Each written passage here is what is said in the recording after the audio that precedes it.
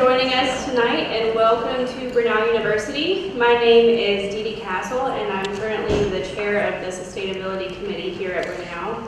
A couple of notes before we begin. With your programs this evening, you should have been also given an index card. Instead of having everyone run around back and forth with a microphone to answer questions at the end, if you have any specific questions for our speakers during their individual presentations, please write them onto the index card, including the name of the speaker that your question is intended for. Towards the end of the evening, we will collect all of the cards, and then we will try to hopefully get through all of the questions, and they will be given to each respective speaker. So, a little bit of background for this. A few months ago, we were approached by faculty from the University of North Georgia and a few members of the Citizens Climate Lobby, and they were wanting us to entertain the idea of co-hosting an informative event that would share some of the developing aspects of climate change. Both Brenau University and the University of North Georgia have been reinvigorating our efforts toward sustainability-minded programming. And this event tonight is kind of the culmination of a continuing partnership between each of our institutions. As leaders of higher education in the Gainesville area, we feel that it is our duty to provide unbiased information to members of our community regarding a wide variety of important topics. And tonight we have invited several key speakers that we feel will not only be informative, but also engaging and thoughtful, so that we may eventually come together and work towards progress in unity. One of the many benefits of working in a close-knit community such as Gainesville is that we have the opportunity to present information from several of our local leaders. And we sincerely hope that through education, you may each be able to find greater appreciation for the topic of our changing global climate. And we encourage you all to be well-informed advocates for this cause. So before we begin, I would like to invite Gainesville's mayor, Mr. Danny Dunnigan, to the stage to assist with some opening remarks. Please join me in welcoming Mayor Danny Dunnigan.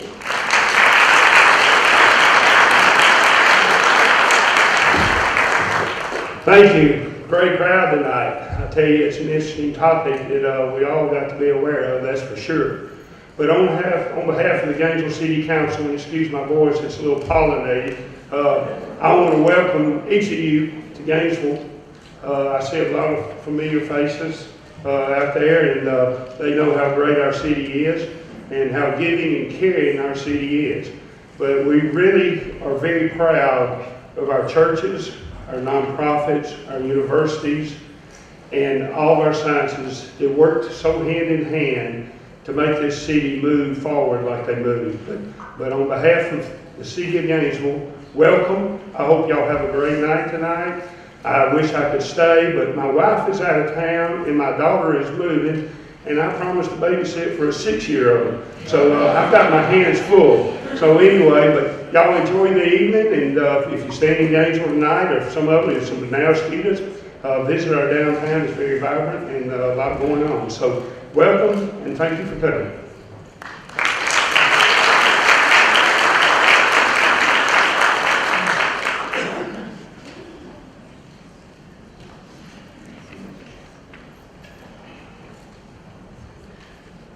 Good evening, everyone.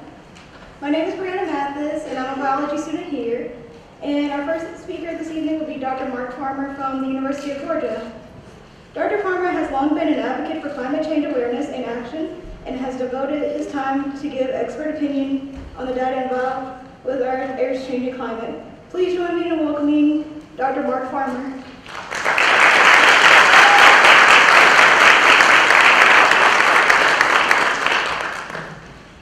Before I begin, thank you, University of North Georgia and Brenau for hosting this event, and especially I want to thank Dee for all the work that she's done behind the scenes. She was really a tremendous asset to all of the speakers, myself included, tonight. So,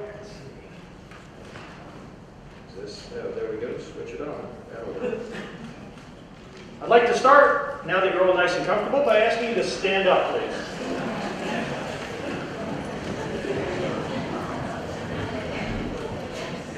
All right, if you are one of the 1.4 million Georgians who make their living through agriculture or commercial fishing, please have a seat.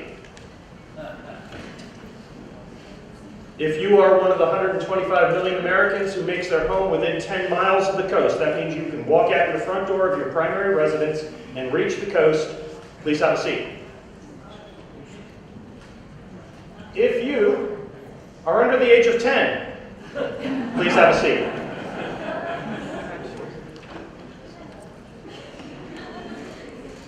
However, if you care about those employed by agriculture, those who live near the coast, those under the age of 10, then please have a seat.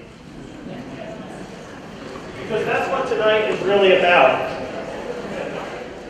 It's what motivates people like myself and the other members who are speaking tonight is our concern for those individuals who are going to be most affected by climate change. And the absolute truth is that most of us in this room probably will not.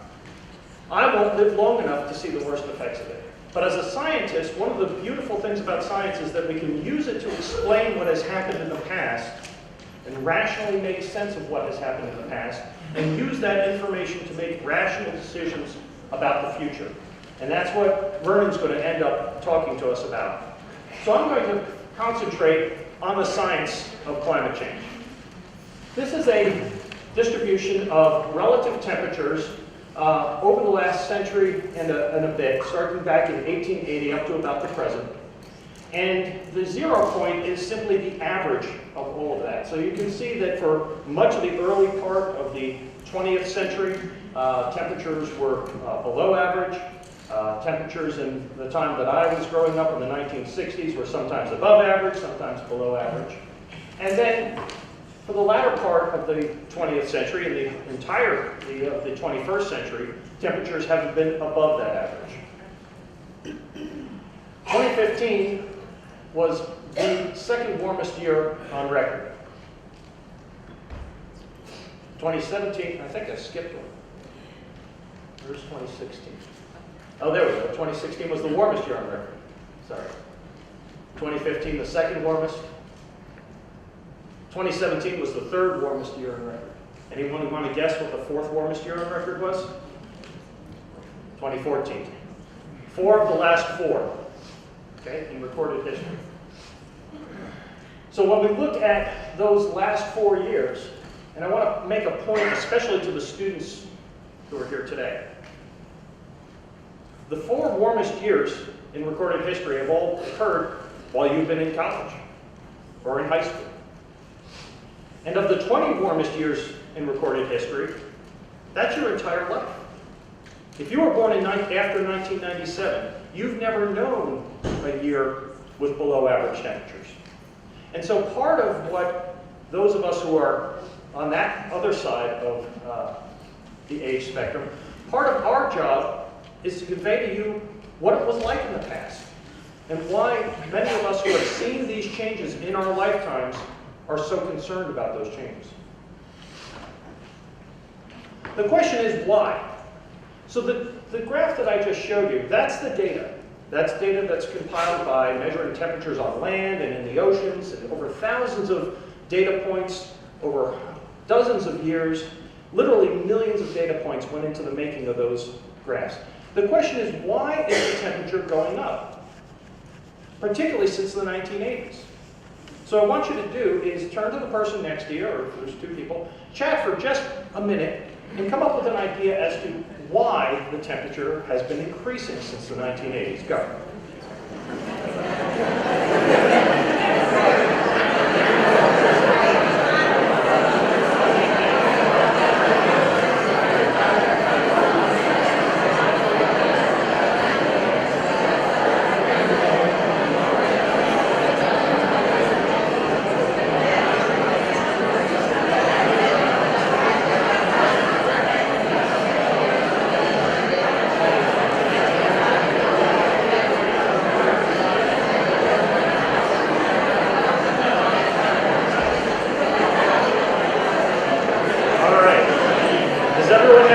one.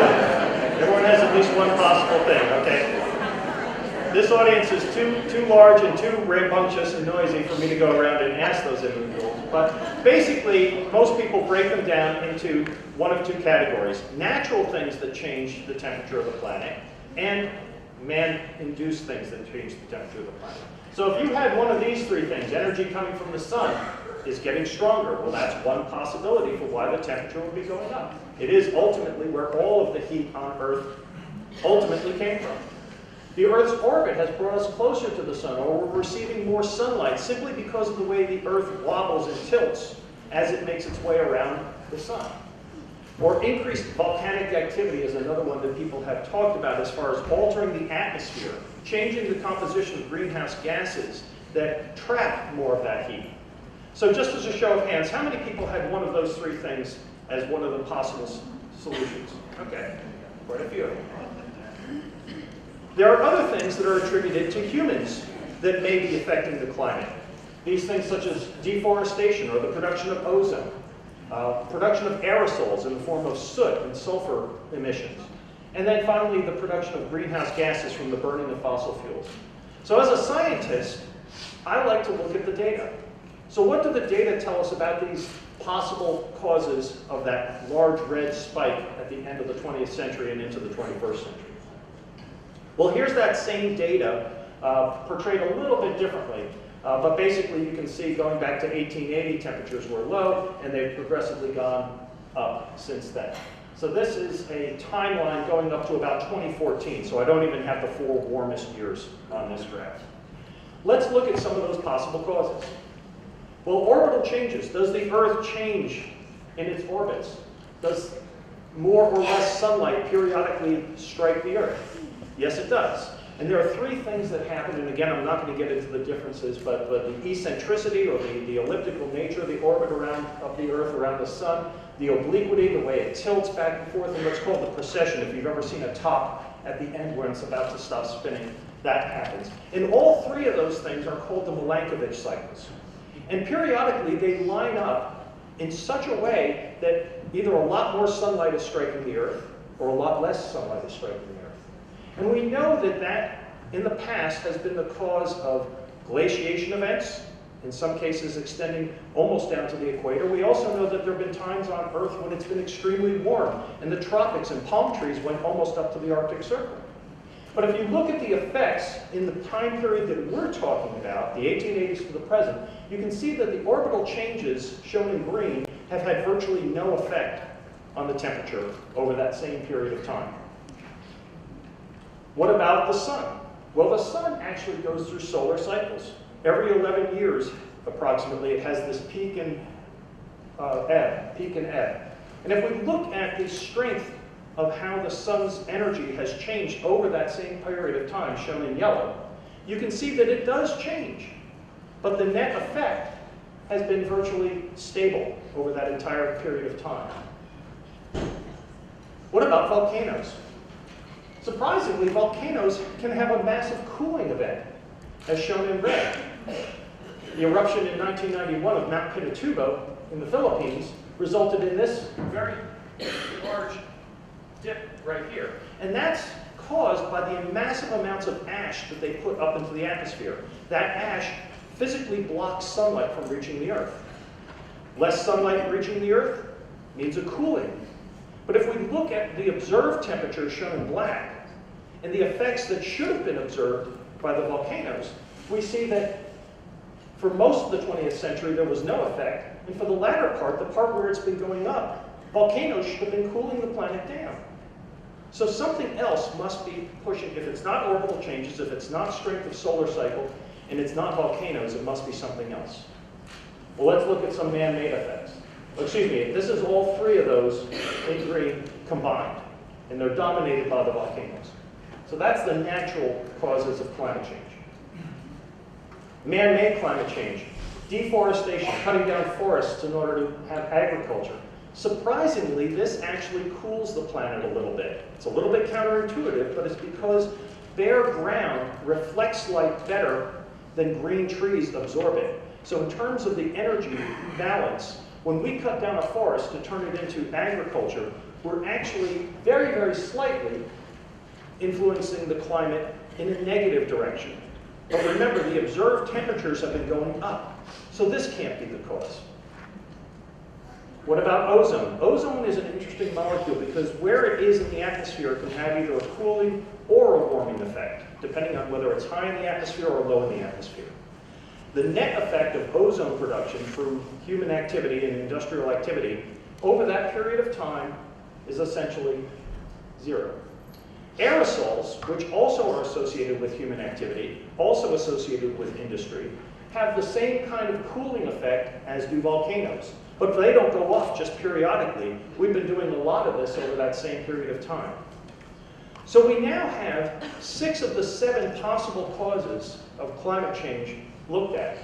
And none of them have a positive reinforcement. They all are either flat or slightly negative, or strongly negative in the case of aerosols and volcanoes. So what possible cause is left? Greenhouse gases. If we look at the matching of greenhouse gases, particularly carbon dioxide and methane, over that same period of time, we see that it matches almost exactly with the observed temperature changes. In science, we call this a correlation. But that's not good enough. You also have to have causation. You have to have an explanation for how these molecules, these tiny fraction of the atmosphere, can have such a profound effect on the Earth's climate. If we combine all of these things, so this is all the natural causes and all the man-made causes combined into a single graph, you see that it matches up almost perfectly. So when people accuse scientists of not having accurate models, this is a model. This is a model in red showing the predicted temperatures. The line in black is the actual temperatures. The model is pretty good. And because of that, we can confidently say that as those other things change, we can't predict when volcanoes are going to go off, but we can predict what's going to happen with aerosols. We can predict what's going to happen with greenhouse gases. And making those assumptions, our models tell us the temperature is going to continue to go up. Those of you who have lived your entire lives in the warmest part of the, it's just going to get hotter. It's not going to get cooler in your lifetime. So what is the greenhouse gas? You've all heard about it. You've all tried to rationalize it. Probably most of you came up with that as the greenhouse effect is what keeps the Earth habitable. And I have these 4, again, we'll take 30 seconds, go through this list and say to your neighbor which of these greenhouse, how do greenhouse gases actually increase global temperatures?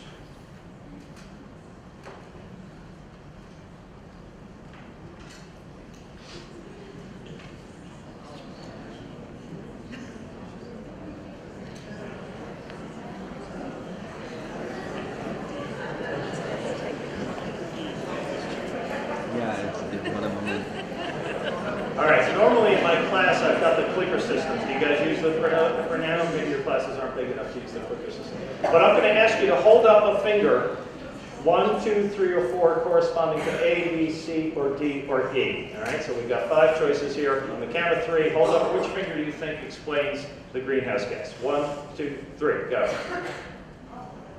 Wow, a lot of 5s. I'm going to pick on Vernon here. He's heard my talk before, so he knows the answer. The answer is actually B. Okay? So what happens is that those molecules absorb infrared energy coming from the Earth, momentarily get shaky, and that's at the molecular level, and then they re-emit a photon of infrared. Sometimes that photon of infrared keeps on going back into outer space like it was supposed to, but a bunch of the time it gets redirected randomly back down towards the Earth. And this is essentially how a greenhouse works. The light penetrates through the atmosphere, or in this case the glass windows. Much of it reaches the plants inside. In this case it reaches the oceans and the land. Heat is then produced as a result of that, and then that heat should radiate back out into the atmosphere in the case of a greenhouse, or back into outer space in the case of our planet.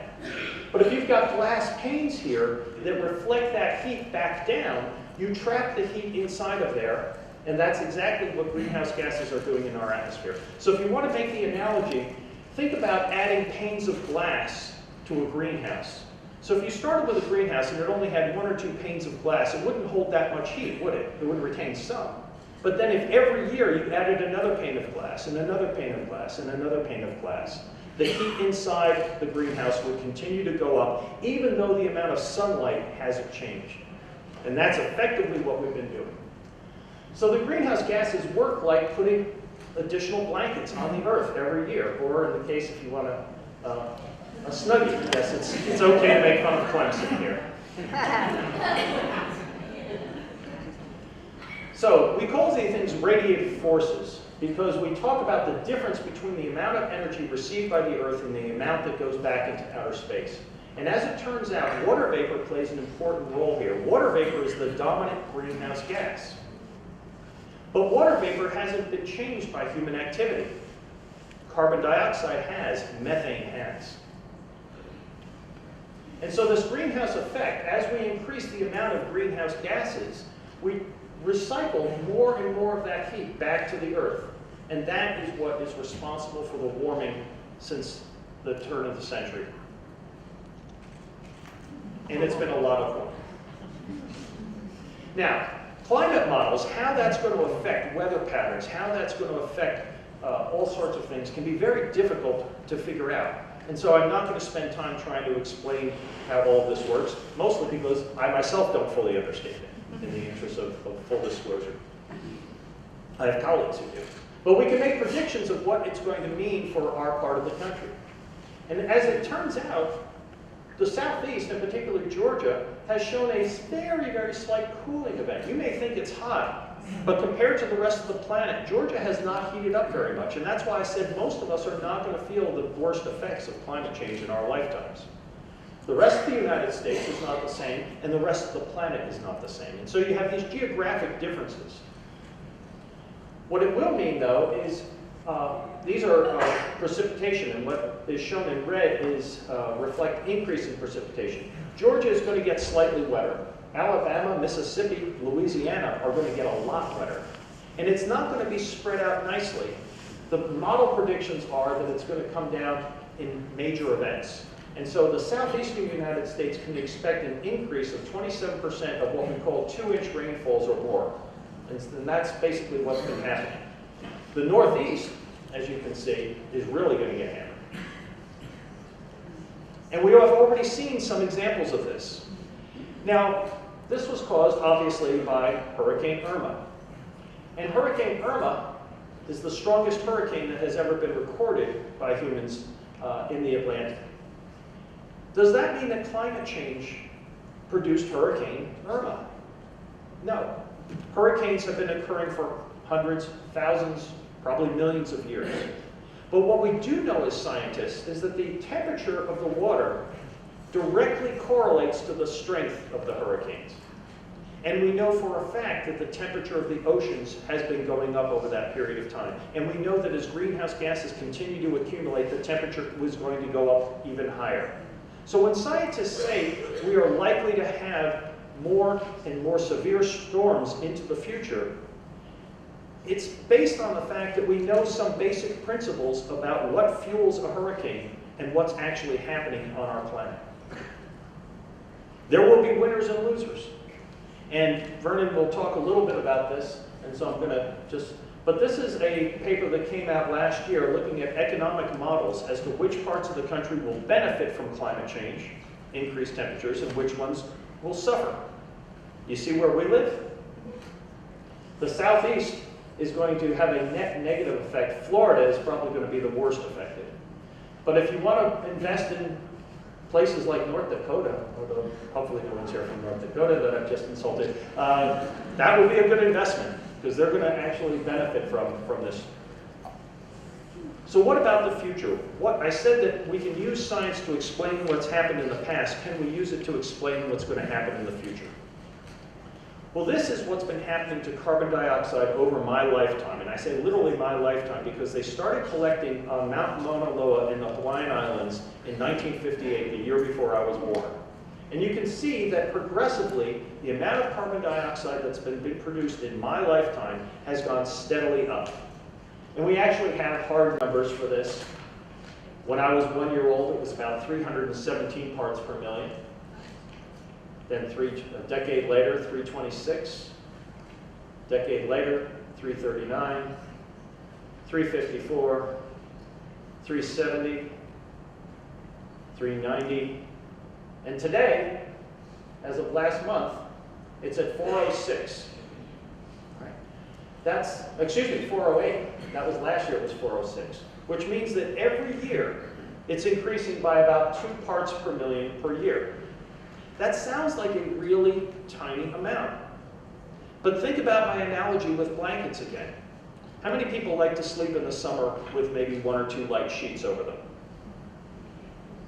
What if every year someone snuck into your house and put another sheet on, and another sheet on, and another sheet on? And they did that your whole life. Would you be comfortable when you're my age? No, because you have this much blanket on top of you. That's effectively what we've been doing, even with these tiny amounts. Now I want you to remember that number, 2.31, or just round it up, 2 parts per million per year. How does that compare to what's happened naturally in the past? Well, we know the answer to that too, because we have ice core data, going back almost 500,000 years. And for all of that time, CO2 levels have gone between a high of 275 and a low of 175. And that's shown graphically here. And they go down, and they go up. And down, and up, and down, and up, down, and up. And they do so at a rate of about 200 parts, so that's 100 down and 100 up, periodically about every 100,000 years. Anyone want to guess why that period is 100,000 years? That's the Milankovitch cycles. Okay, so those are those orbital changes. So they do have a real effect on our planet's climate. And that we know from ice core data what that effect has been. Notice what's happened since the Industrial Revolution, though. The line has gone straight up to where we are today at about 400 parts per million. Do you remember that rate of change I told you? 2 parts per million per year. What's the natural rate of change? Drop a couple of zeros. 2 parts per million per 1,000 years. This is the most important slide I hope you remember. We are changing the planet's atmosphere and the planet's ocean chemistry at a rate that is 1,000 times faster than is natural. As a biologist, I can tell you that gradual environmental change leads to evolution. Sudden environmental change leads to extinction. And we know that that is a proven fact on our planet.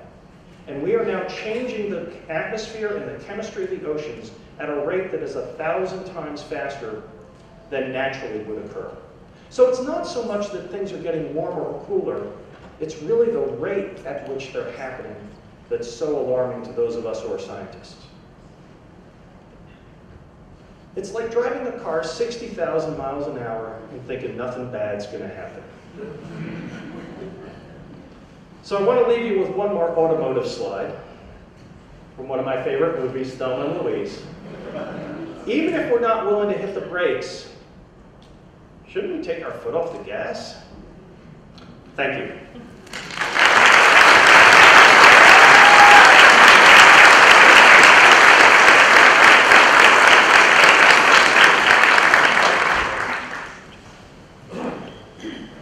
Good evening, ladies and gentlemen. I'm Dr. Kevin Mace, Associate Professor of Mass Communication here at Brenau. For the past several decades, the Northeast Georgia area has been fortunate to have local religious leaders who are compassionate about the environment and active in educating the public about environmental issues. Reverend John Cromartie and Reverend Bill Coates are well respected in their positions, and they have the ability to reach a wide variety of community members. Their comments tonight are about how the public, you and I, can become more responsible about the environment and provide stewardship for generations to come. First, Reverend Cromartie will speak, and then Reverend Coates. Thank you.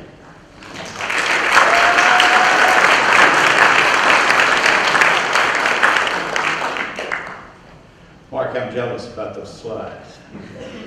We've been babysitting all week, and I couldn't put together any slides, but I love your slides. Thank you. Well, a change of pace. Let me confess one thing. I do believe that our perspective, our point of view, our mindset with which we approach any subject will shape how we ultimately view that subject, how we read a situation, how we react to it. And let me confess, right from the outset, I bring a particular perspective to this subject of creation, care, environmental stewardship. And I guess I ought to get it on the table. I'm an avid hiker. I love the trails that we have in the United States, especially the Appalachian Trail. I love climbing a summit, that arduous climb to the top, and when you get to the top, the rush of the wind, and the beauty all around you. I love the interaction with birds and bears and snakes and porcupines and all sorts of creatures. And in this time of year, I love the gorgeous spring flowers that we are blessed with every spring. I love that green tunnel that goes from Springer Mountain all the way to Katahdin. I love the rocky climbs, and I love the starry nights and the sounds of the nighttime in a tent. And I even love the changing weather patterns along the trail too. To paraphrase Wendell Berry, my mind, my life becomes more beautiful by the sight of these things. You see, we in this community are blessed with nearby resources. I think of Malachi, and I think of all of the parks, and I think of the mountains that are just very close to us, and I think about the oceans, and I think about our rivers. I think about all those resources that are so very close to us. And I tell you this, and I know most of you know this, once these experiences touch your souls, we're never again the same. Yes, I love my time out in nature, and I want the same for my children, for my grandchildren, and my great-grandchildren. You may not believe this, but we just bought a pair of $120 leaky hiking poles for our 2-year-old granddaughter.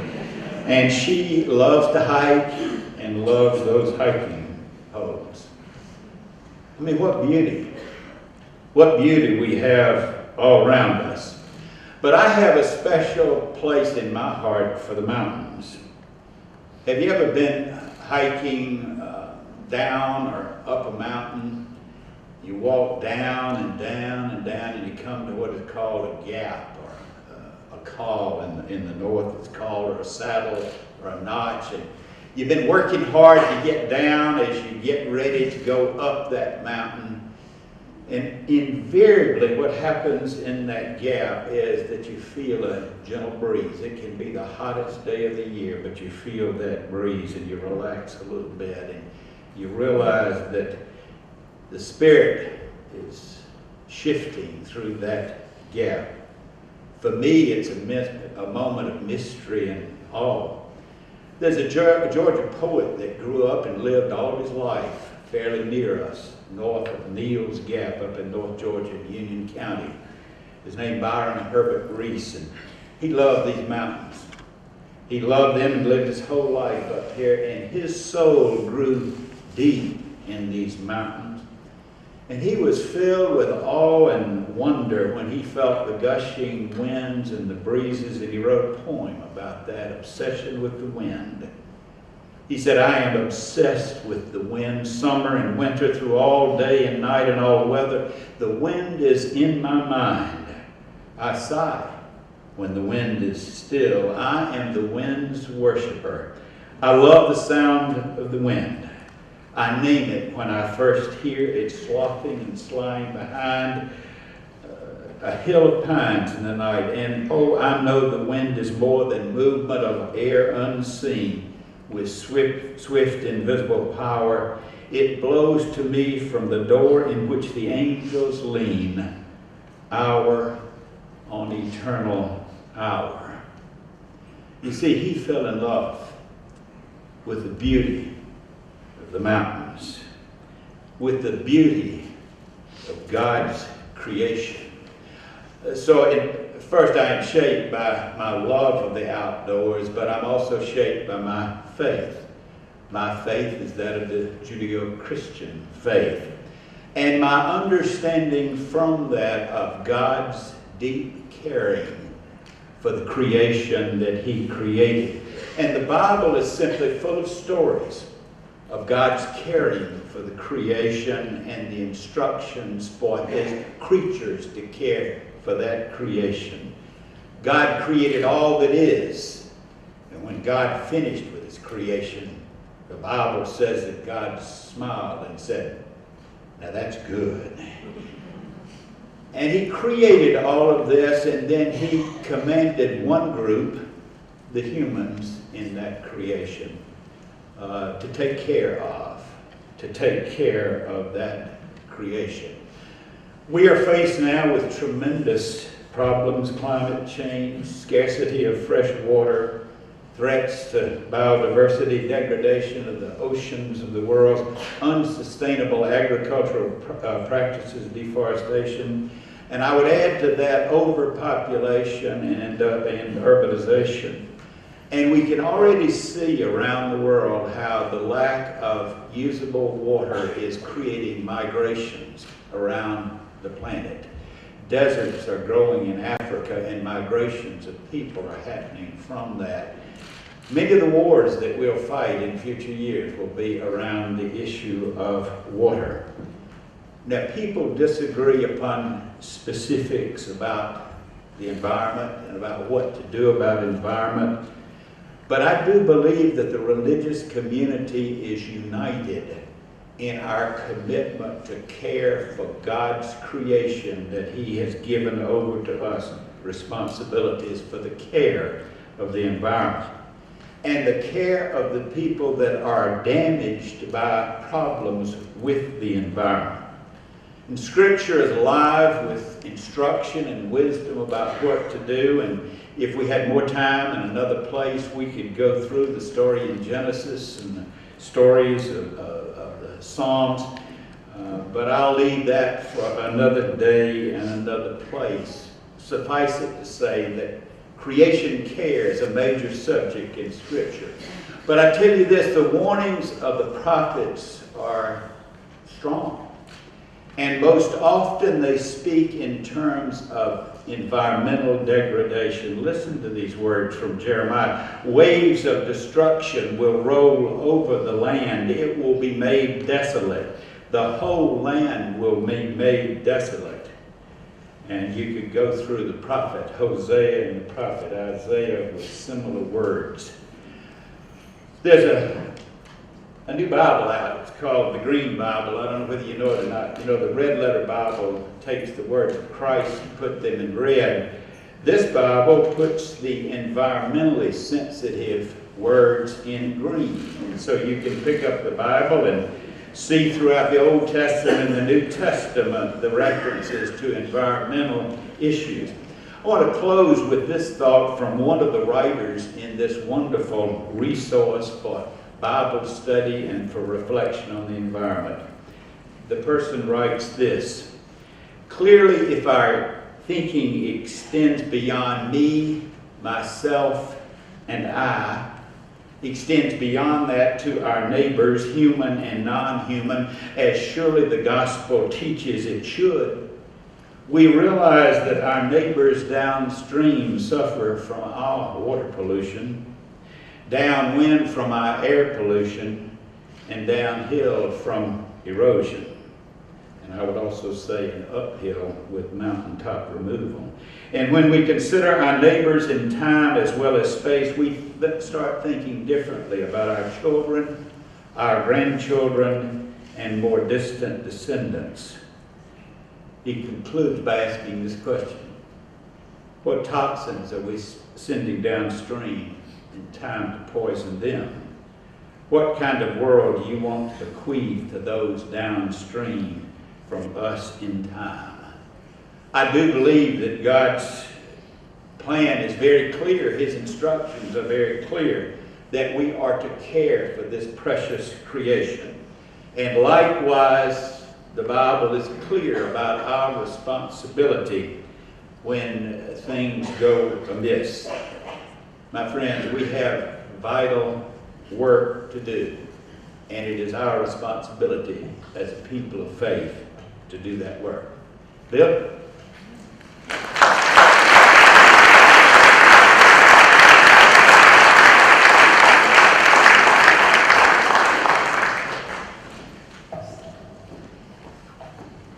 John said everything I was going to say. Thank you very much.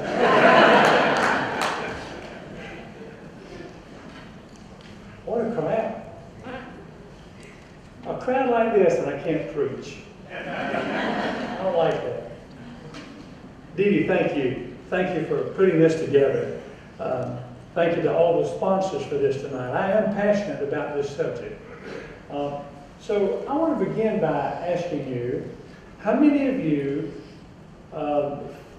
think that under reasonable circumstances you will live a few more years? Would you stand?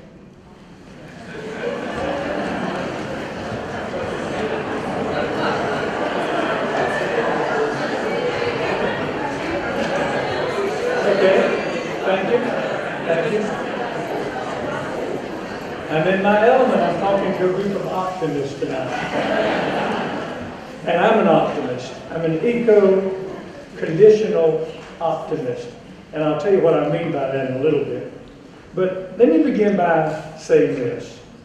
Whether you believe that Jesus was the Christ, or whether you believe that he was one of the great sages of history, either way, his words and ideas deserve our attention and respect.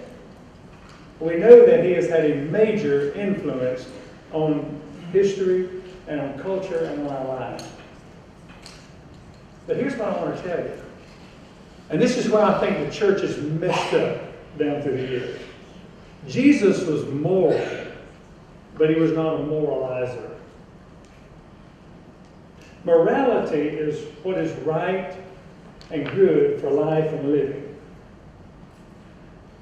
Moralizing means demeaning and dehumanizing and demonizing those who fail to do right or those who don't agree with what we think is right. Jesus was not a moralizer. He never did any of that. In fact, Jesus taught and came out of a tradition that taught the principle of balance. Everything had to be in balance. His tradition, one of the prophets that John just referred to, goes like this. What does the Lord require of you? But to do justice and love mercy. Balance. Jesus himself said in Luke chapter 11, these things you should have done. He was talking to Pharisees. These things you should have done, keeping your religious obligations and paying your tithes and all that. But you should not have left the other undone. And by that, he's referring to taking care of the people around you. If we're going to take care of the people around us, we don't have any choice but to take care of the earth that is home for all of us. So in caring for creation, how do we achieve balance? That's the question I want to address just briefly. I think there are two extremes in the approaches that I have known over the years. One is denial and dismissal. In other words, it's all a hoax, this whole business about the earth getting warmer and all that. Now, that's one extreme. It's ridiculous, but there are people who hold to it. But equally ridiculous is this alarmism that you sometimes hear. The sky is falling and we're all going to die. Remember, I told you I'm an optimist. I'm an eco-conditional optimist. Let me tell you why I say that. The truth is always in the middle of extremes, almost always. And we balance facts and science and reasonable engagement. We balance all of these things together. Pope Francis, one of my heroes, calls this the mysterious network of engagement between things. Think about that phrase. The mysterious network of engagement between things. In other words, all of life on earth is connected. All of it. As we already know, I think, in this room. I'll give you a small example. How I keep my house and how I keep my yard affects my neighbor. It affects my neighborhood. It actually can affect the prices of the homes in my neighborhood, right? But let me give you a larger example, something much more serious. From February of this year, just a few weeks ago, a 33-foot sperm whale washed up on the shore in Spain. Scientists wanted to know what had killed it. They found out. You know what it was? Peritonitis. In other words, it could not digest the 64 pounds of plastic bags, pieces of nets, and plastic water containers that were found stuck in the intestines and stomach of this magnificent creature. We're upsetting the balance. We're upsetting the balance. We're neglecting the mysterious engagement between neighbors on land and sea in this instance. And by the way, you're all aware that there are 150 million tons of plastic in our oceans right now. By 2070, it's estimated there will be more plastic than there will be fish in the seas. So, let's talk about what we're here for tonight. What is the balance in climate change? How do we achieve balance? Because I think balance is essential. How do we achieve it when it comes to climate change? Let me mention just a few things. One, reason and science. I am a big believer in science. I'm a big believer in religion. I'm a big believer in reason. And I believe that our problems are solvable. The man-made portion of what's happening with the warming of our atmosphere, they're solvable. In fact, there are already some major strides being made towards solving some of those problems. They're solvable through government policies, and they're solvable through technology. Policies that reduce fossil fuel dependency, amazing technological advances that are already making those reductions possible, and I think even more probable. Balance. Second, believe it or not, economic growth. Listen to this. Richer, more educated countries turn their attention to quality of living. Poorer countries do not. They're more concerned with survival. Poorer countries are more apt to cut down the trees in order to have firewood, in order to light their stoves, which creates all the smoke burning in their houses. That happens in poorer countries. Richer countries, more educated countries, turn their attention to making our quality of life even better. The more developed the country becomes, the more it values environmental purity. Would you argue with that? I think it's true. Two examples. Iceland. Have you ever been? Pristine, pure, clear, beautiful. And by the way, guess where the great, vast amount of their energy comes from? Yes, geothermal. It's right there beneath them. They tap into it. It has zero effect on the environment. And they have some of the cheapest electricity bills in the world. In other words, it's already happening in some places. And another good example would be the Nordic countries, the Scandinavian countries, who, by the way, enjoy the highest standard of living in the world, higher than that of our country. And they've been able to achieve it by wealth and education. That's where they've gotten. That's how they've gotten there. The third part of how we can achieve balance in the problem we're talking about is dematerialization. Today with technology, we don't have to use as much material as we once did. Your cell phone is a very good example. How many devices has the cell phone already practically made obsolete? Right there in the palm of your hand, in that tiny device, it already has supplanted so many other devices that would have taken up a lot more space and would have needed a lot more material to make those things. And cell phones don't require cutting down more trees for telephone poles.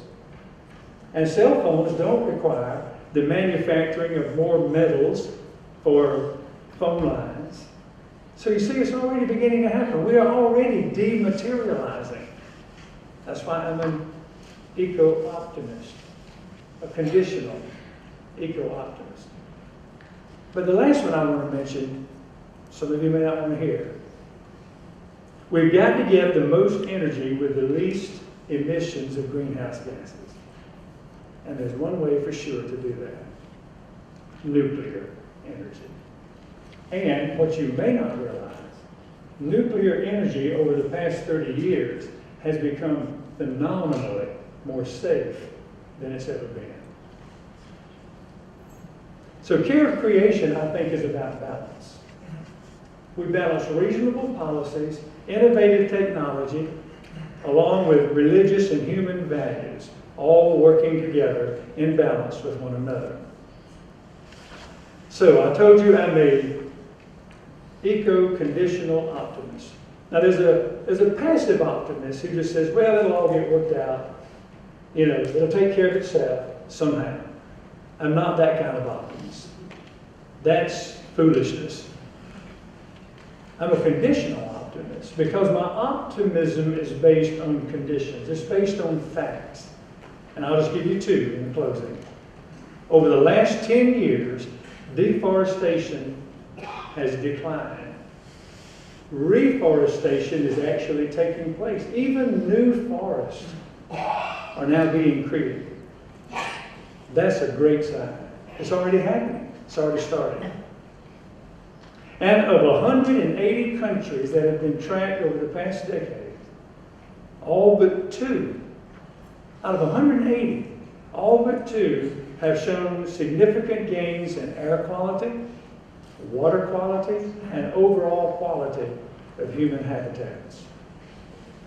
The wealthier the country, the cleaner the environment, with Nordic countries leading the way, and the laggards, you can name them probably: Afghanistan, Bangladesh, and some of sub-Saharan African countries. But they're poor. So Indira Gandhi said it probably best of all: poverty is the greatest polluter.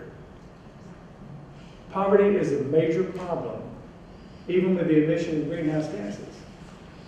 Because the poorer we are, the less we will be able to have the wealth and the education to resolve those problems. The richer, more educated we are, the more we will be able to solve them. And we're already on that path. So to you fellow optimists out there, congratulations. And to you pessimists, well, phooey. I urge you to read Steven Pinker's Enlightenment Now.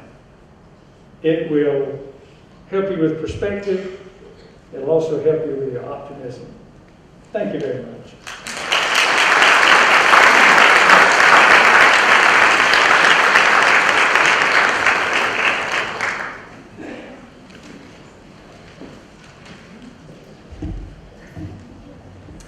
Good evening. My name is Dr. Tornieri. I'm a biology professor at Brenau. And it's my pleasure to introduce the next speaker, Dr. Vernon Dixon.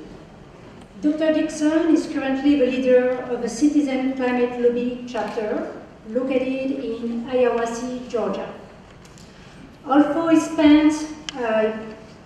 previously spent his career in psychiatry, he has devoted his time during retirement searching for spiritual peace and advocating for policies that address our changing climate. He will be presenting a solution to to reduce greenhouse gases emission that has the ability to appeal to all members of American society. Please join me in welcoming Dr. Dixon.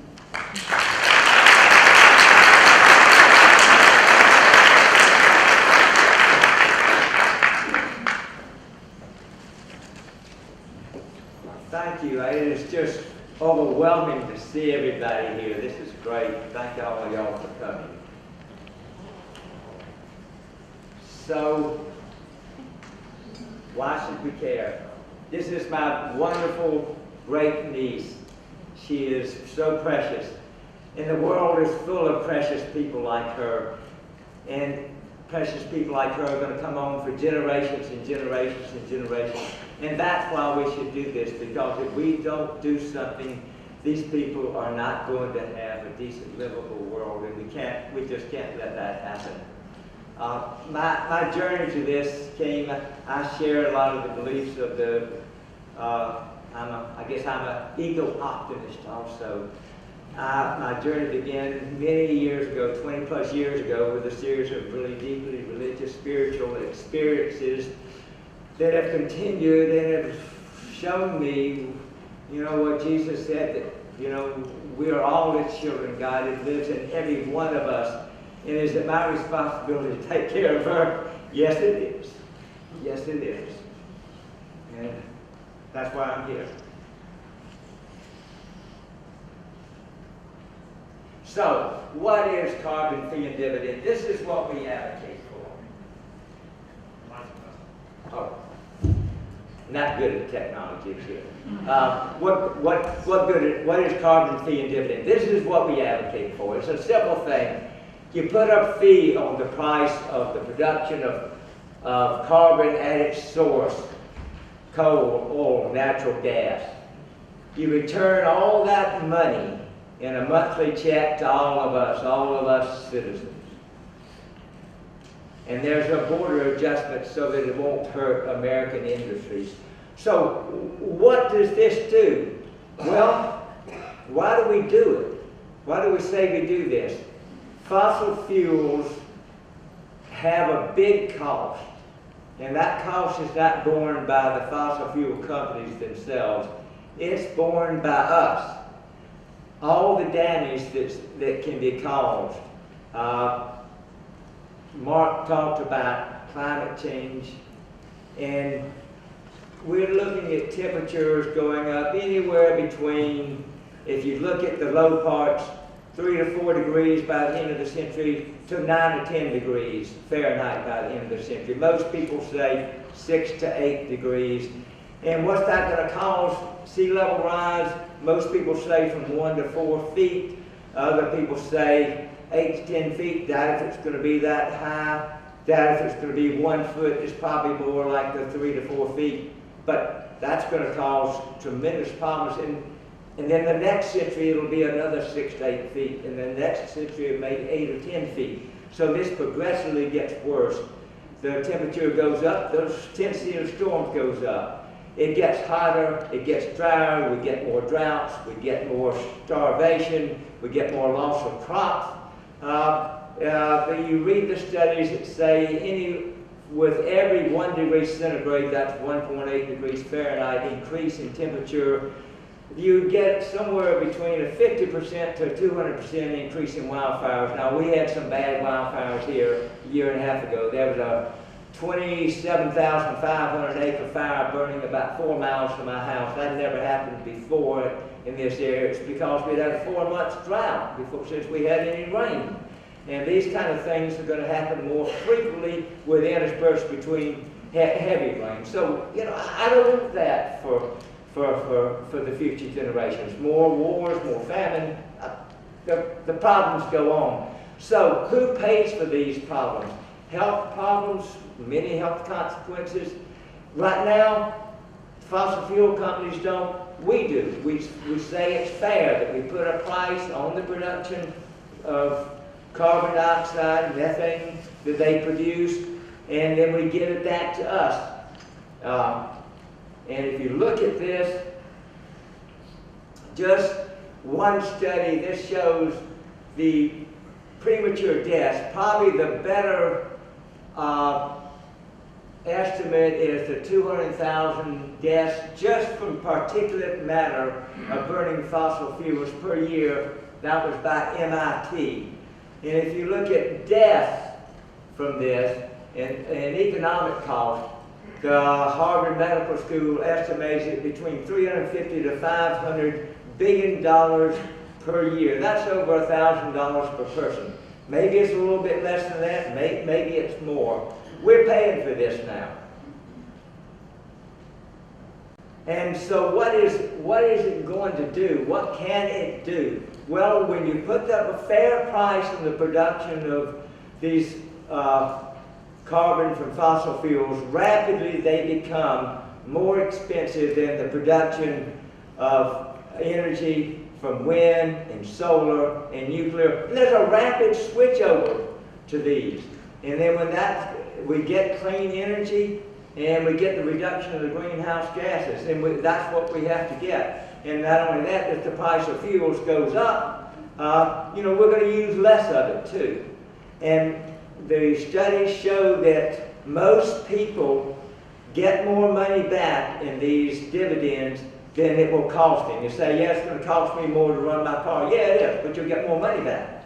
It's going to be a big driver of economic productivity, particularly of solar, wind. It's going to cause a green revolution. So let's see what it's going to do. On the carbon fee and dividend, it's going to, within 10 years, have a 33% decrease in greenhouse gases. Within 20 years, 52% decrease. And I think it's going to be much bigger than that. I don't think they're calculating that correctly. So, 2.1 million new jobs. These extra jobs are going to be created with this, with the money that's returned, getting more solar, more wind, more nuclear jobs. And within 20 years, 2.8 million new American good-paying jobs. And under carbon fee and dividend,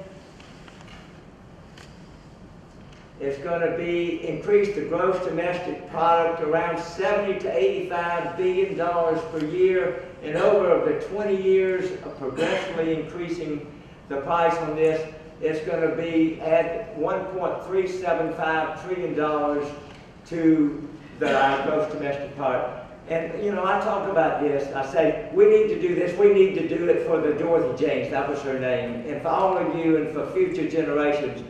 But even if it wasn't for that, this is an economic solution that can grow our economy, give back a lot of their jobs that we have lost. And what is it going to do about lives saved? Well, this goes by the very, very low EPA, which was very, very narrow, 227,000 lives saved over this period of time. It's going to probably be more like 1 million to 1.5 million jobs. And what value do we put on those? And we talk about we can't afford to do it. How much is it going to cost to move Miami inland, in New York City, in New Orleans? A lot. So on the carbon fee and dividend, how much do you get back? This is for an average family of 4. After 10 years, $288 per month. 20 years, almost $400 a month. That's almost $5,000 a year extra that people would get back to spend the way they want it to. Now, some people say you should have it back to reduce the debt, or you should use it for other programs. We say, I know we won't have the final say so, that we should let y'all decide what you want to do with this money. So, I believe that this is, I say it's a free market solution, and it's a conservative solution. I come from a very conservative background. I think you need to pay for things, and this is the only solution that I have found that satisfies my need to take care of all the Dorothy James and the millions and billions of people that come after her, and that can also grow our economy at the same time. Because if we destroy our economy, that's not going to do us any good. So it's fair. I mean, it's a fair program because the people who are causing the pollution You know, they should pay for that, not you and I pay for it. It's fast, it's cheap, it's simple, it's scalable, it's predictable, it's international. It's much preferred to EPA regulation in big government. I'm not for that, actually, but some people are. You know, maybe they can work together, I don't know. If you look at this heavy black line up there, it's the percent of the gross domestic product that we are losing with if we do not act. And you see it, Gulf of it, catastrophic. Catastrophes is catastrophic, you know, reaching almost 8% by 2100. Now, if we decide to act now and act strongly, it's that kind of flat line across there. It kind of slows it down and keeps it to a very more manageable figure. If you look at the dotted line there, that's the cost of action, which is less than the, far less than the damage that's going to be caused there. It's going to save us money in the long run. And that's been proved to be true to all of things like the Clean Air Act and the Clean Water Act. And they looked at these and have done studies. It has shown that for every dollar invested in these, we've gotten $2 to $3 in savings over time. So this is, don't pay a lot of attention to that. It's kind of, I made it up, it's not real good.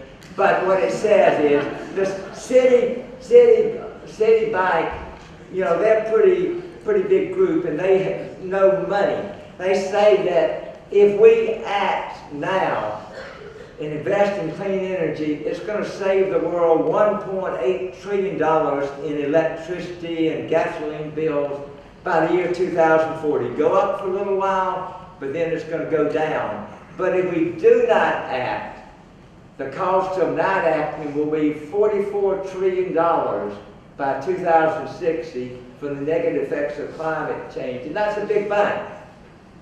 And this is looking at levelized cost of energy by Lazard, probably the world's expert on this. You look at even now, wind, solar, are on par or lower than the cost of production of electricity for everything, all the other things, combined gas cycle, coal, nuclear. One of the problems that's been with it is it's gotten expensive. Hopefully we can make that better. We don't advocate for or against nuclear. We just want good, clean energy. But we, you know, it's coming down now, and we add this revenue neutral carbon tax, and rapidly they're going to convert over to clean energy.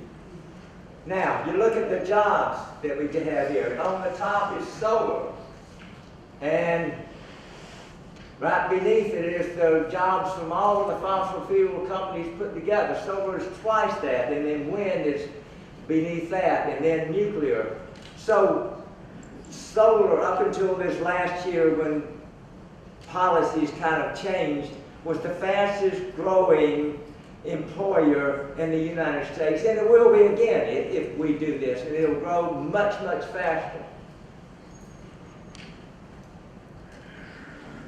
We say this is a fair, free market solution because what you do is you put a fair price on the production of carbon from the fossil fuel companies, and when you do that, you let the free market take over there and get the government out of it. It's taking a lot of conservative people now. I don't know if any of y'all are conservative. I hope there are some people. I hope people will hear this. I hope they'll have questions about it at least. There's a group called the Conservative Case for Carbon Dividends. You can read this. They believe that it's a carbon fee and dividends, what they're talking about, can strengthen the economy, grow jobs, combat climate change. It's got a lot of great names on there. You know, James Baker, Henry Paulson, George Shultz. These were former secretaries of state, secretaries of treasury under the Reagan-Bush administration. Rob Walton, Ted Halstead, Martin Faust-Feldstein, other people. They're advocating for a carbon fee and dividend. They've taken it to the Capitol. They are pushing for this. Theirs is a little bit different than ours. They advocate a lot more about decreasing government regulations. We don't say anything about that for or against it, but that's their plan, and it's a very conservative plan. Another reason why we say that this is getting traction, this is something called the Bipartisan Climate Solutions Caucus. Now, believe it or not, Citizens Climate Lobby founded this a little over a year ago. They founded it by getting one Republican in the House of Representatives to join it. Then they had to invite a Democrat. And so it goes. Any guesses to how many people they have now over the last year or so? They have 72, 36 Republicans and 36 Democrats who actually sit down and talk to each other to try to work out common sense solutions to climate change. This can be done. You know, I don't think God looks down or the earth looks down and says, oh, this is a Republican problem or a Democratic problem. It's a problem in our earth, in our world, and we all have to get together and work on this. And I'm an optimist. I believe that people can talk to each other. Hey, what a novel idea. And it works because we have so much in common. So, what about us? Who is Citizen Climate Lobby? We are an international group. We are nonpartisan. We're not Republican. We're not Democrat. We work with people on all sides of the aisle because you know it's going to take everybody to solve this problem. We're a nonprofit and we are solution focused. We look at a carbon fee and dividend. And Citizens Climate Lobby is me and thousands and tens of thousands of people like me all over the world. And we work always with respect, appreciation, and gratitude. It's the best group of people I have ever worked with in my life. Our vision is a livable world, and we do this to try to help people like you understand that you can do things and get you to do them because, you know, we are our country.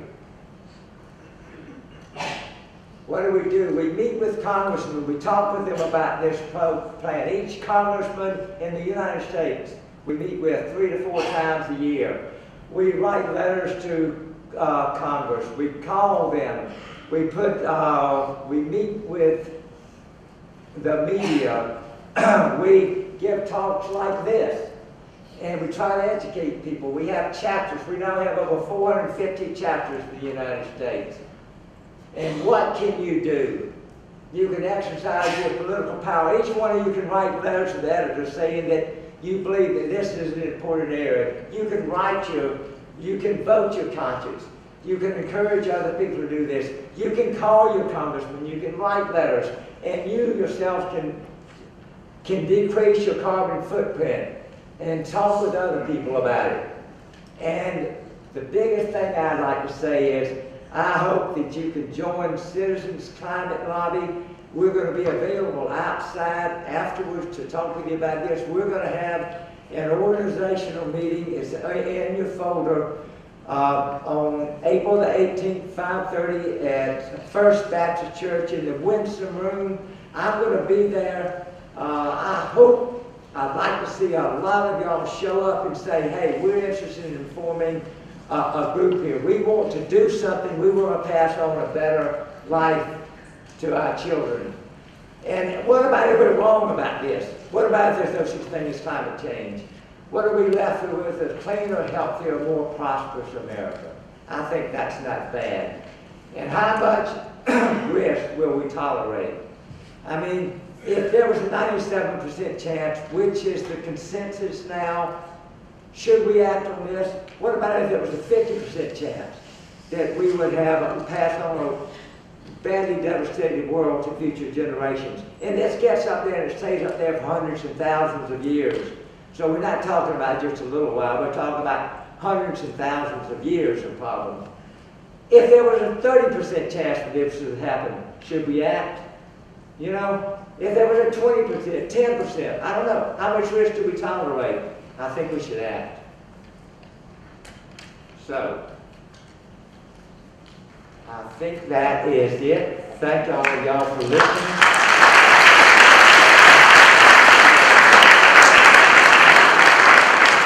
And we'll be available afterwards out there if people want to find out more about Citizens Climate Lobby. And I think we're going to have a panel discussion now.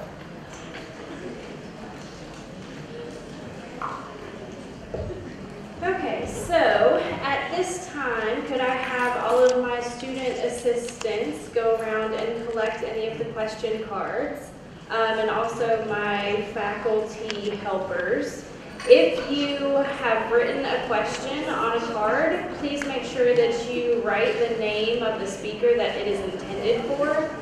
There will be students at the end of the rows. I think most of them are over on this side. So if you have a question card, please hand it down this way. Oh, Dee, I want to say one other thing. I forgot. We have a sign-up sheet out there. If people want to sign up to get on the newsletter, there's a monthly newsletter, and I send out a weekly action alert. We don't sell your name to anybody, and you can get off of it anytime that you want to. So we encourage you to sign up for that. Okay, so I would like to invite all of our speakers back up onto the stage. Everyone please give them a round of applause as they come back.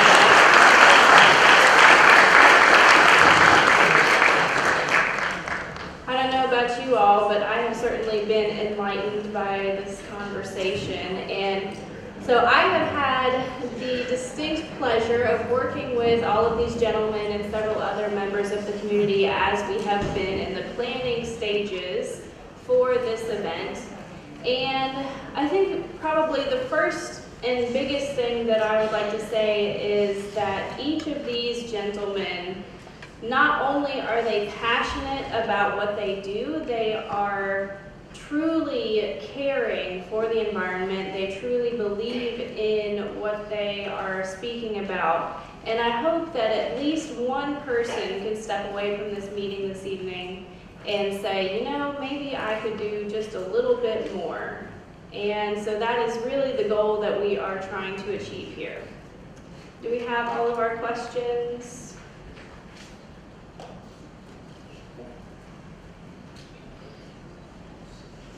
Any others? There's one back over there. And up top.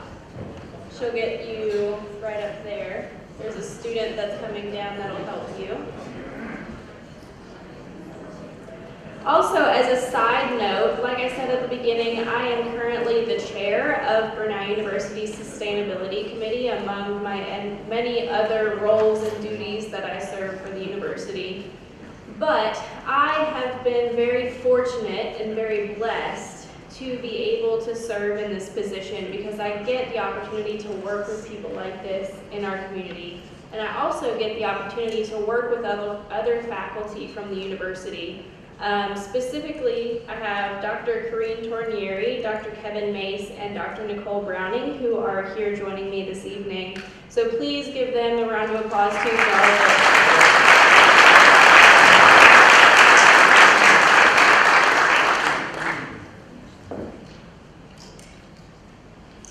Okay, let's see. This one is for all panelists. During your experience of being involved in environmentalism, how have you seen the environmental conversation evolve, and where do you see it going? Let's start with Dr. Farmer. Well, this is on. Yeah, there we go.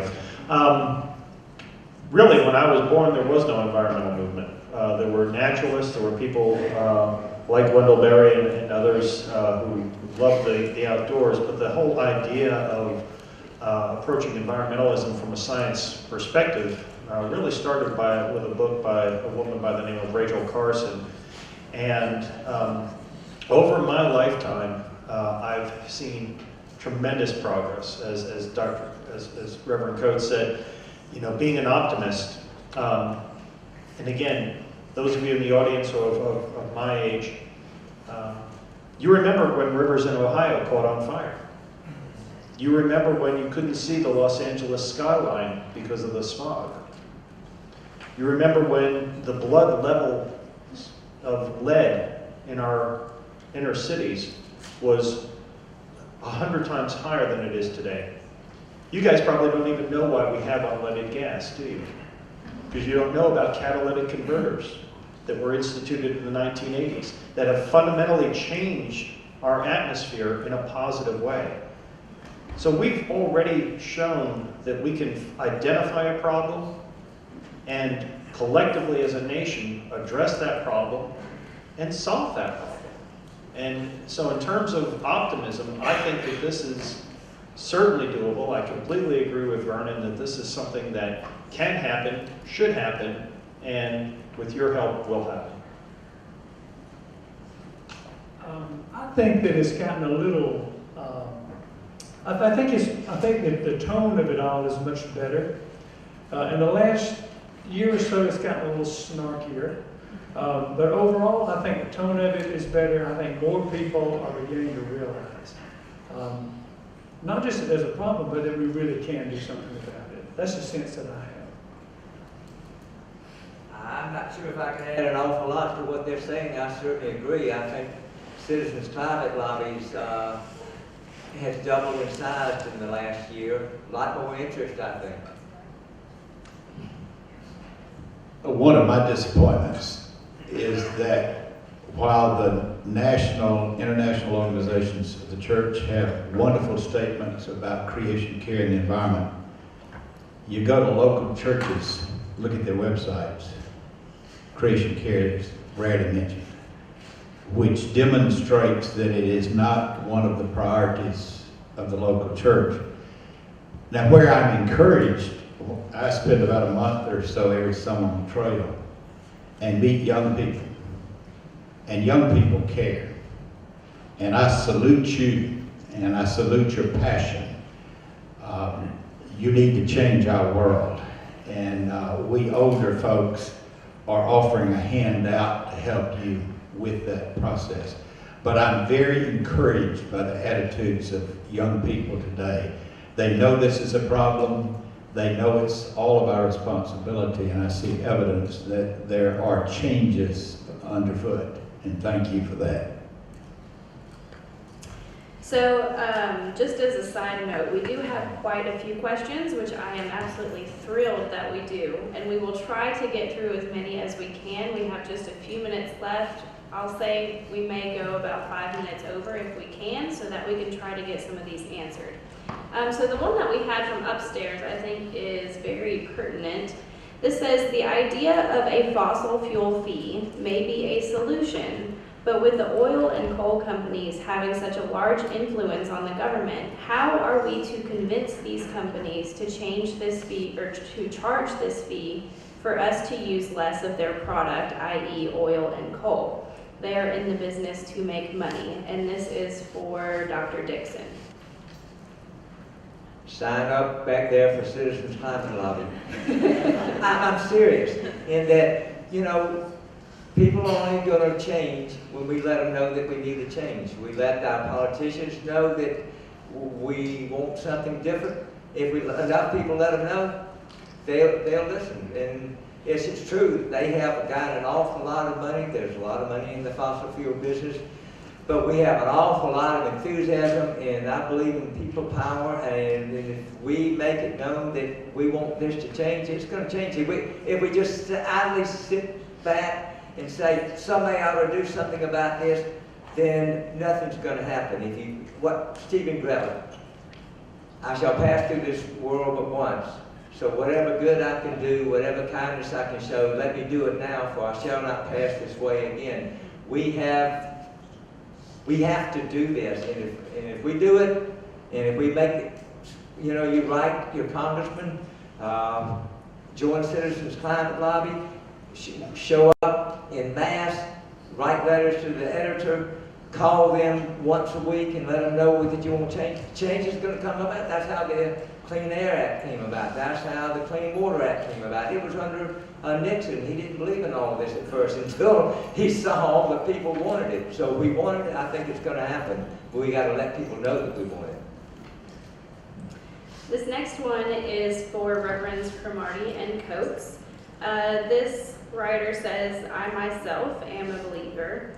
And they say overpopulation seems to be undeniably leading to increased greenhouse gas emissions, increased industry, automobiles leading to increased CO2 levels. How do you reconcile the Christian view on the sanctity of life with the realization that overpopulation is an issue in relation to global warming, and how do we balance that human population? Part of my answer to that question would be something I said earlier. When we are wealthier, when nations are wealthier and more educated, guess what happens? Women have fewer children, and not only do they have fewer children, they also tend to have their children later in life. And look at Japan, a highly educated, wealthy country, and many other countries like that, where the population is actually on the decrease. So that would be a partial answer, I think, to the question. Wow. You know, the Bible says, be fruitful and multiply. Well, we've done that. Creation care, it seems to me, has to do with the sanctity of life, and that means every human being. And I remember as a legal aid attorney, I spent 20-something years as a legal aid attorney, and I remember being in a particular argument with a governmental agency and spending days talking about things. And during those 2 days, a half dozen of my clients in Macon, Georgia, died of heat exhaustion because of the efforts to slow down some litigation we had brought to try to change the situation in public housing. 5 of our clients died during that time. That too is the sanctity of life. And right now we've just got the overwhelming fact that so many swaths of our world are turning into deserts with people living there without the means to take care of themselves. That has to do with the sanctity of life as well. We need to read the fullness of the Bible and be attentive to that, and I think we would begin to reshape our view that more and more and more people can come on earth and be in a sustainable situation. And we need to be mindful of those that are here and take care of them. All right, so the next one, let's do this one is for Dr. Dixon. And there are a couple that are related to this question, so hopefully it'll be more of an overarching theme.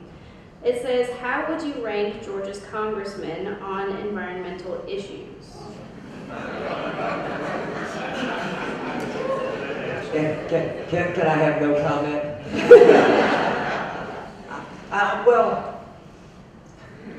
We're nonpartisan, and I really don't want to get into the partisanship. I think Georgia congressmen actually have done a lot of good things about clean air and clean water.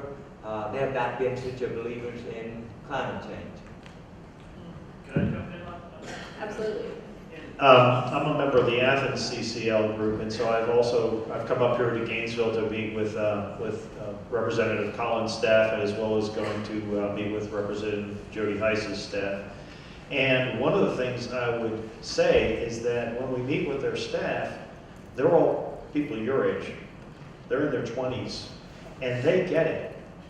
And part of what I think needs to then happen is hearing from people your age, connecting with these young staffers who worked for our, quite frankly, older white male congressmen, and getting them to think differently.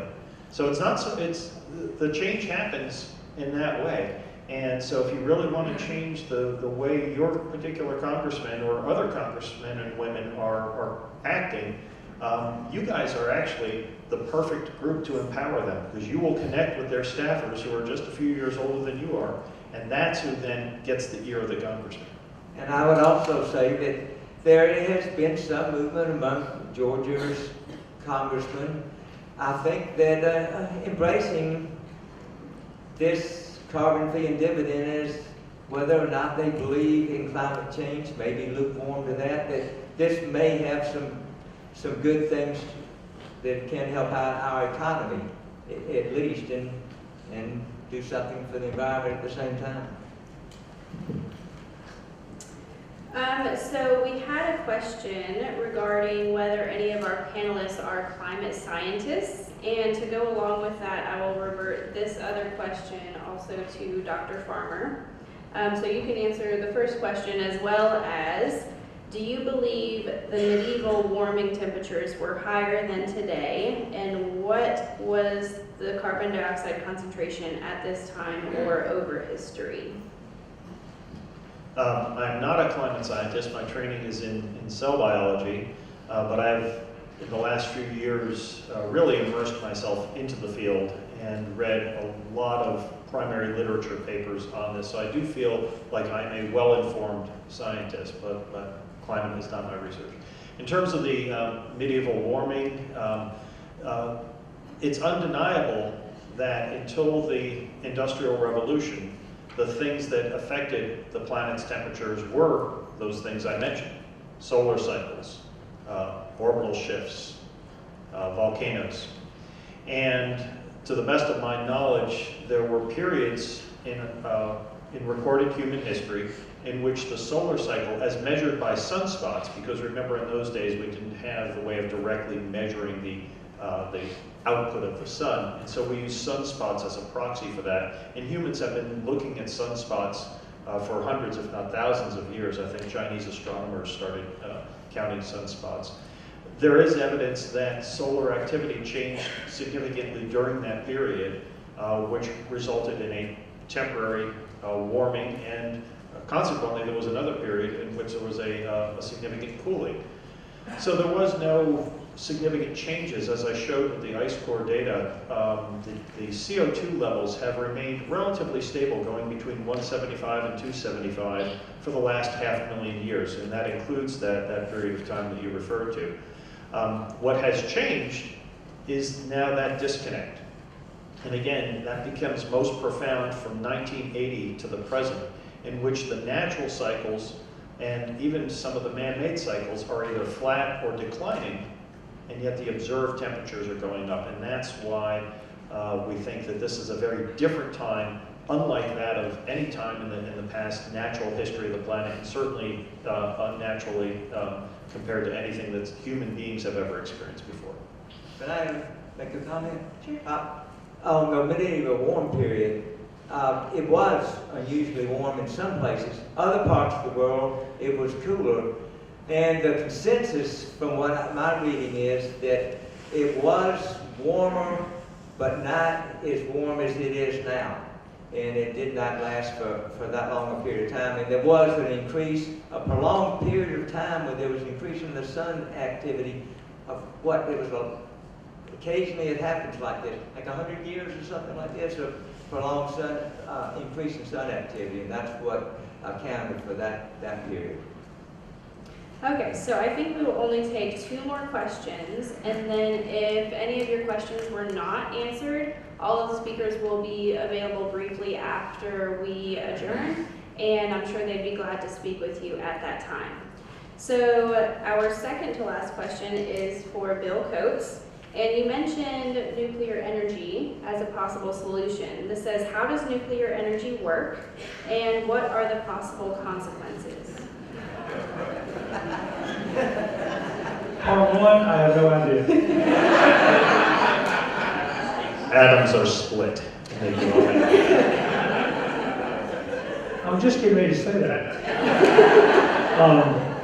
I really don't understand the workings of nuclear energy, but what I do understand is that it is clean energy.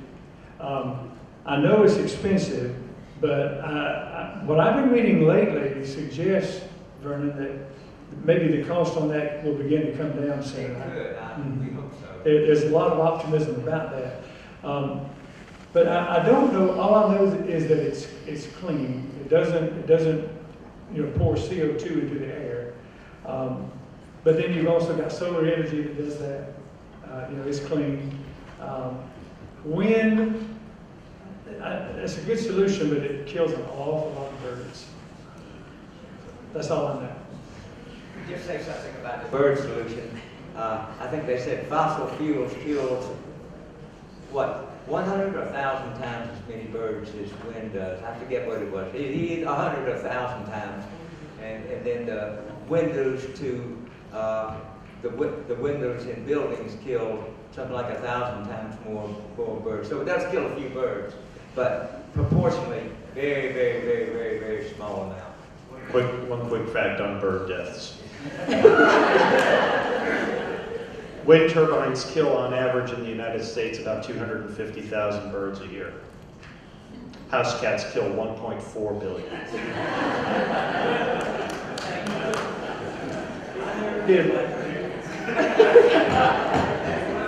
Would you say plutonium is clean? I mean, if we're talking nuclear, is plutonium and I think all nuclear power has drawbacks, and radioactive waste is one of the big drawbacks, especially with uranium-fueled fission reactors. There are alternative reactors, which again the U.S. has not aggressively pursued, things such as thorium liquid fluoride salt reactors, which have a much greater potential for safety and less radioactive waste. There is no free lunch in the world. We all enjoy lights. I enjoyed driving up here today. We all live in a society that's energy hungry. The question is, how do we generate that energy and do so in as least damaging a way we can? And I think what we're all saying here is that carbon dioxide is the biggest threat to future generations of humanity. And if nuclear is part of the temporary solution to get us to a completely clean energy economy, then it should be considered. Okay, so our last question, very briefly, without going on too much of a rampage. This is also for Dr. Dixon, and a couple of the questions are also very interrelated here. So this says, how realistic is this solution? How would you convince policymakers or people in office to fee fossil fuel production when it would cause significant economic distress, particularly on industry? Families may benefit, but industry would suffer. Well, the economic studies show that we would have a net gain of 2.8 million jobs over 20 years with this. Now, there's some industries would lose jobs, obviously the fossil fuel industries, but you saw they've been losing jobs already. There's just a fraction of a third of what the jobs are in wind and solar already. I personally think we should have some sort of job training program for these people. We should find some money to set aside to help them because they're going to have some trouble. But I think the policymakers are going to hear what we say, that this is an economically good program and that it's going to be good for our environment, and what's wrong with a healthier, more prosperous, wealthier nation. I think that makes a lot of sense, and people are listening to this. So thank you again to all of our speakers who joined us this evening, and thank you very much to everyone who joined us in the audience. Just a couple of quick notes real quick. Any of our Brenau students, if you are interested in getting involved in sustainability activities on campus, please contact me, pointing out some of my lovely students back there. Anyone here from the University of North Georgia, our contact person for this event was Dr. John O'Sullivan, and I'm sure he would be happy to refer you in the right direction. Get in the back. And if you would like to get involved in the community, Dr. Dixon is very interested in helping to start a chapter of the Citizens Climate Lobby here in Gainesville, which is what the interest meeting is for on April 18th. If you are interested in learning more about that, they have a sign-up sheet in the lobby. and you are more than welcome to attend that event just to get more information. So thank you all for joining us this evening, and I hope that we have made an impact in your lives.